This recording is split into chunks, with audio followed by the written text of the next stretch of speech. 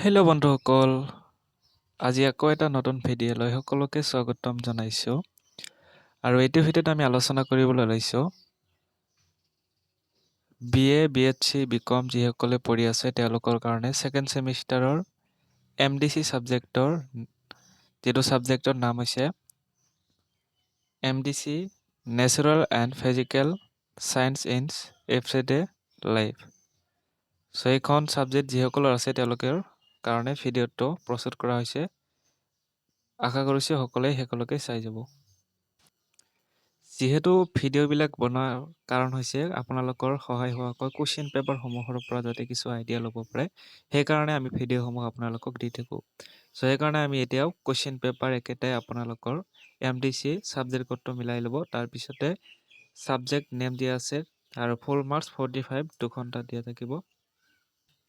চ' ইয়াতে আপোনালোকে নিশ্চয় চাই আছে আৰু কুৱেশ্যন নম্বৰ 1 পৰা যদি আৰম্ভ কৰোঁ তেনেহ'লে ইয়াতে আপোনালোকে চাব পাৰিব যে ensure the flowing as direct, অৰ্থাৎ যি ধৰণে কুৱেশ্যনসমূহ কৈছে সেই ধৰণে আপোনালোকে এনচাৰসমূহ দিবলৈ দিছে।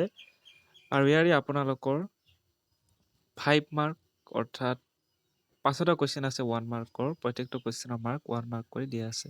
তো প্ৰথম কুৱেশ্যনটো আপোনালোকে চাই যাব, তলৰ কোন দুটা কাৰ্যকৰী মূলক কাৰ্বহাইড্ৰেটৰ একেবাৰে সৰলতম অংশ। চ' ইয়াতে আপোনালোকৰ অপশ্যন টাইপ শুদ্ধ উত্তৰটো বাছি ওলোৱা 4টা অপশ্যন দিয়া আছে। তাৰপিছতে চাওক, আটাইতকৈ বেছি ক্ষতিকাৰক সেউজগৃহ গেছবিধ হ'ল, ইয়াতে 4টা অপশ্যন। তাৰপিছতে C নম্বৰ বৰ্জিত পানী শোধন পদ্ধতি ব্যৱহাৰ কৰা এবিধ ৰাসায়নিক দ্ৰব্যৰ নাম লিখা। তাৰপিছতে D নম্বৰটো দিয়া আছে যে তলৰ কোনটো বিক্ৰিয়া সূৰ্যৰ পৰা পোহৰ শক্তি নিৰ্গমনৰ বাবে দায়ী। সংযোজন, বিখণ্ডন, বিকিৰণ, অৱশোষণ। ইয়াতে শুদ্ধ উত্তৰটো বাছি উলিয়াব দিছিল। এতিয়া আমি কুৱেশ্যন নম্বৰ E নম্বৰলৈ আহিছোঁ। বালি, চূণশিল আৰু ছডিয়াম কাৰ্বনেটৰ মুখ্য উপাদান হ'ল গ্লাছ, চীনামাটি, চিমেণ্ট, প্লাষ্টিক। শুদ্ধ উত্তৰটো বাছি উলিওৱা। তাৰপিছত এতিয়া আমি কুৱেশ্যন নম্বৰ 2লৈ আগবাঢ়িছোঁ। কুৱেশ্যন নম্বৰ 2টো একেবাৰে আপোনালোকৰ সহজ, যে তলৰ প্ৰশ্নবোৰৰ উত্তৰ লিখা যিকোনো 5টা, প্ৰতিটো কুৱেশ্যনৰ মাৰ্ক 2 মাৰ্ককৈ দিয়া আছে। যে নিউক্লিয়াৰ শক্তি কি, তাৰপিছতে দিয়া আছে টৰিস্কচ কি, তাৰপিছত ক্ষয় ভৱনৰ সংজ্ঞা লিখিব দিছিলে, তাৰপিছত নৱীকৰণযোগ্য শক্তি উৎস কাক বোলে, এটা উদাহৰণ দিয়া। এইটো একেবাৰে সহজ, সকলোৱে পাৰিব। এতিয়া আমি আকৌ আৰু এটা নতুন কুৱেশ্যনলৈ আগবাঢ়িছোঁ, যে পেপটাইট বান্ধনিৰ সংজ্ঞা দিয়া, দ্ৰৱ কি, তাৰপিছত ভৱিষ্যত ইন্ধনবোৰ কাক কোৱা হয়, কেইবিধমান পানীৰ উদাহৰণ দিয়া। তাৰপিছতে বীজাণুনাশক কোনবোৰ, কীটনাশক দুটা উদাহৰণ দিয়া। চ' এইখিনি আছিল আপোনালোকৰ 2 মাৰ্কৰ কুৱেশ্যন। এতিয়া আমি 3 নম্বৰ কুৱেশ্যনলৈ আহিছোঁ। চ' বন্ধুসকল 3 নম্বৰ কুৱেশ্যনটো চাই ল'ব, যে তলৰ প্ৰশ্নবোৰৰ উত্তৰ লিখা যিকোনো 4টা, পৰম্পৰাগত আৰু অপৰম্পৰাগত শক্তিবোৰ কি কি, প্ৰত্যেকৰে এটাকৈ উদাহৰণ দিয়া, 2বিধ শক্তিৰ বৈশিষ্ট্যবোৰ লিখা।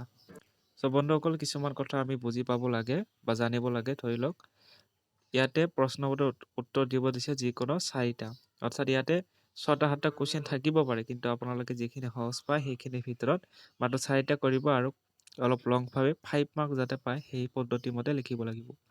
চ' বন্ধুসকল এনেকুৱা ধৰণৰ মাৰ্ক প্লাছ প্লাছ কৰি দিয়াৰ কাৰণ হয়তো আপোনালোকে কিছুমানে গম পায় আৰু কিছুমানে গম নাপায়। চ' যিসকলে গম নাপায় সেই তেওঁলোকৰ বাবে ভিডিঅ'টো বা আপোনালোকে এইখিনি সময় চাই ল'ব পাৰে বা বুজি ল'ব। চ' প্ৰথমে চাওক, যে পৰম্পৰাগত, ইয়াৰ পৰা আৰম্ভ হৈছে পৰম্পৰাগত আৰু অপৰম্পৰাগত শক্তিবোৰ কি কি। এইখিনি লিখিলে আপোনালোকে 2 মাৰ্ক পাব, যে পৰম্পৰাগত আৰু অপৰম্পৰাগত শক্তিবোৰ কি কি কি কি, ইয়াত 2 মাৰ্ক পাব। তাৰপিছতে আৰু প্ৰত্যেকৰে এটাকৈ উদাহৰণ দিয়া, 2টাৰ উদাহৰণ দিব, তাতে 1 মাৰ্ক পাব। বাকী 2 মাৰ্ক পাব 2বিধ শক্তিৰ বৈশিষ্ট্য লিখে, 2টা বৈশিষ্ট্য লিখি দিব, বা 4টা লিখি দিলে আপোনালোকে 2 মাৰ্ক পাব। এনেকে ধৰণে এইবিলাক প্লাছ কৰি দিয়া হয়। ত' এইখিনি আপোনালোকে বুজিবলৈ চেষ্টা কৰিব।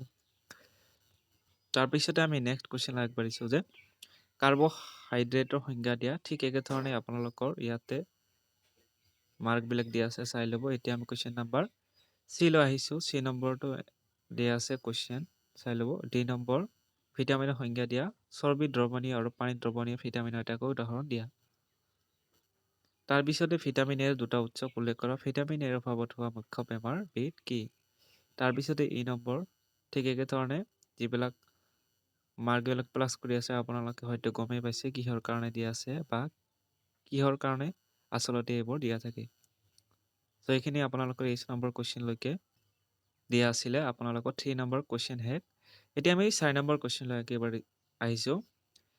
আৰু ইয়াতে আপোনালোকে এটা কথা মন কৰিব, শেষৰ কুৱেশ্যন আপোনালোকে লিখা আছে answer any one of the following questions, যিকোনো এটা লিখিব লাগে। চ' ইয়াতে আপোনালোকে বহুতকেইটা কুৱেশ্যন দেখা পালেও মাত্ৰ এটাহে লিখিব লাগিব, যিটো আপোনালোকে সহজ পায় আৰু 10 মাৰ্ক পোৱাকৈ লিখিব লাগিব। চ' বন্ধুসকল চাওক, আপোনালোকে এই নম্বৰটো বৰ্জিত পানী কি? বৰ্জিত পানী কি কি পদ্ধতিৰে পৰিশোধন কৰা হয়?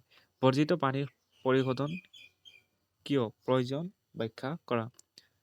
তাৰপিছতে বিভিন্ন প্ৰকাৰ দ্ৰৱসমূহ কি কি এইবিলাক চাই ল'ব। চাবোন আৰু অপমাৰ্জ কি কি। তাৰপিছতে একেবাৰে শেষৰ প্ৰটিন কি? এমিন এচিডৰ পৰা কিদৰে প্ৰটিন গঠন হয়। চ' এইখিনি আপোনালোকে পঢ়ি ল'ব।